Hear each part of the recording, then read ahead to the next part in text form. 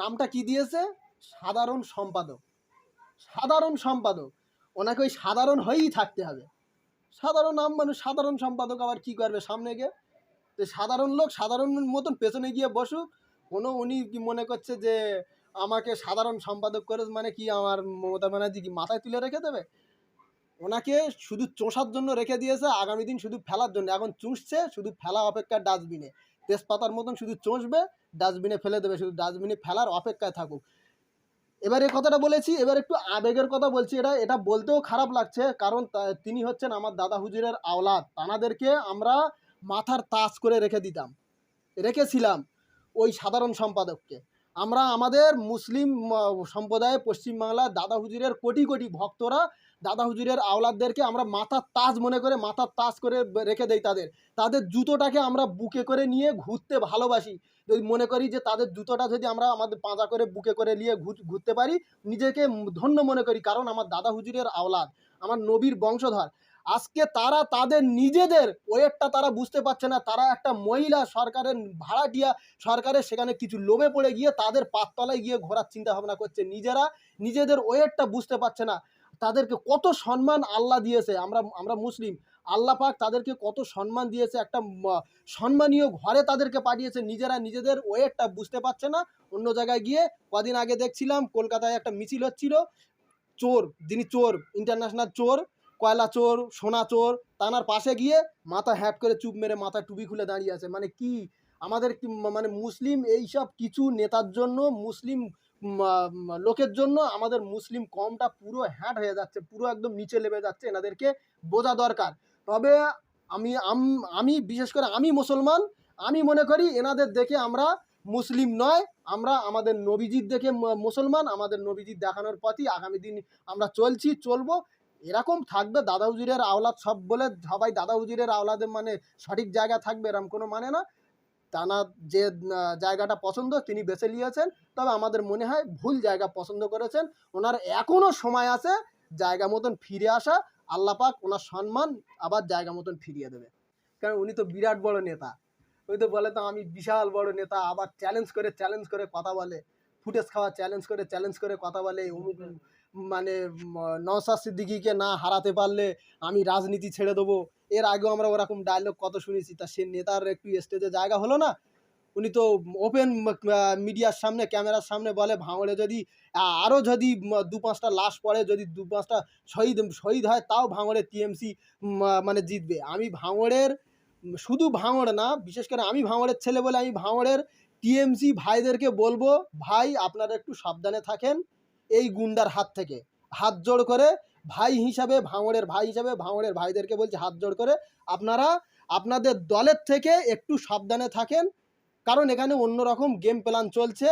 সব ভাইদেরকে বলবো, যেটা দেখা যায় সেটা দেখো না, কারণ যেটা দেখা যায় সেটা আমরা সবাই দেখতে পাই। যার বুদ্ধি আছে, যার জ্ঞান আছে সেও দেখতে পায়, যার জ্ঞান বুদ্ধি নেই সেও দেখতে পায়, রাস্তার পাগলও দেখতে পায়, আমরা সাধারণ মানুষ, নেতা মাতা সবাই দেখতে পায় যেটা দেখা যায়। আর যেটা দেখা যায় না সেটা যদি আমরা একটু চিন্তা ভাবনা করে যদি দেখার চেষ্টা করি, সঠিকটা দেখতে পাবে। যেটা দেখা যায় না একটু দেখার চেষ্টা করেন। আপনাদের পেছনে কি মানে চলছে, বিশেষ করে মুসলমানদেরকে কিভাবে কোলঠাসা করার, শেষ করার প্ল্যান চলছে, আপনারা একটু ভাবেন। আর কতদিন এই নিচে মুখো হয়ে খাবেন আর উঠে দাঁড়াবেন একটুখানি পদের লোভে? 200 টাকার জন্য, এক প্লেট বিরিয়ানির জন্য, একটা বিড়ির জন্য বিক্রি হয়ে যাচ্ছে এই মুসলমান। কি বলবো এদেরকে কি মানে কি ভাষায় বলবো বুঝতে পারছি না। আগামী দিন মুসলমান হচ্ছে শের। মুসলমান এমন একটা সময় ছিল, 800 বছর এই ভারতবর্ষে মুসলমান রাজত্ব করেছে। এসব নেতা মাথা আমলা চামচারা মুসলমানদের পাত ধারে গিয়ে বসে থাকতো, শুধু অর্ডার লওয়ার জন্য, যে অর্ডার পেয়ে তারপরে ঘরে প্রবেশ করবে। আর সেই মুসলমান আজকে এদের পাততলায় শুধু লোভে পড়ে গিয়ে এদের পাততলায় এসে পা চাটতে শুরু করেছে। এদের অবিলম্বে ফিরে আসা দরকার। বিশেষ করে আরেকটা কথা, গতকালকে মমতা ব্যানার্জি আমাদের পশ্চিমবাংলার যিনি মাতা হয়ে আছেন মমতা ব্যানার্জি, তিনি দীঘায় একটা জগন্নাথ মন্দির করেছে। আমাদের মুসলিম ধর্মের অনেক পীরজাদা, আরও আলেম মাওলানারা তারা আবেদন করেছে যে যেমন সেখানে একটা ধর্মের স্থান করেছেন, হিন্দুদের একটা ধর্মের স্থান করেছেন, ভালো জিনিস। এটা আপনার রাজকোষ আমাদের জনগণের ট্যাক্সের টাকা থেকে করা উচিত ছিল না।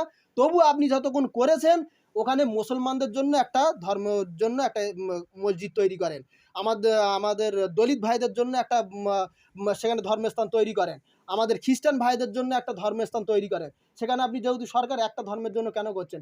আবার রিসেন্ট গতকালকে উনি আবার বলেছেন যে আমি জগন্নাথ মন্দির করেছি, আবার দুর্গা মন্দিরও করে দেব। তাহলে এখানেই প্রশ্ন মুসলমান ভাইদের কাছে, আমার হাত জোড় করে প্রশ্ন, কোথায় আপনারা? কোথায় আজকে? কোথায় মুসলমান ভাইরা? কোথায় আপনারা? যুবকরা কোথায় আজকে? কতদিন চুপচাপ মেরে থাকবে আপনারা? আজকে আমাদের যে মসজিদ, মাদ্রাসা, ওয়াকাফ সম্পত্তি, আমাদের গোরস্থানা, আমাদের ঈদগাহ ময়দান সব শেষ হয়ে যাচ্ছে। কেন্দ্র সরকার একটা বিল করে সবগুলো ব্যবসায়ীদের হাতে, পুঁজিপতিদের হাতে বিক্রি করে দেওয়ার চিন্তা ভাবনা করছেন। আজকে আমাদের পশ্চিমবাংলার সরকার একটা শব্দ সেই ওয়াকাফ নিয়ে মুসলমানদের হয়ে একটা কথা বলল না। মানে যদি শহীদদের স্মরণে যদি সেখানে যেত, তাহলে সেখানে ঢোল বাজনা বেজতো না, আর মদের আসর নিয়ে সেখানে ওপেন, গাড়ির ভিতরে ওপেন দেখতে পাচ্ছি যে সেখানে মদ খাওয়া চলছে, পিকনিক করা চলছে।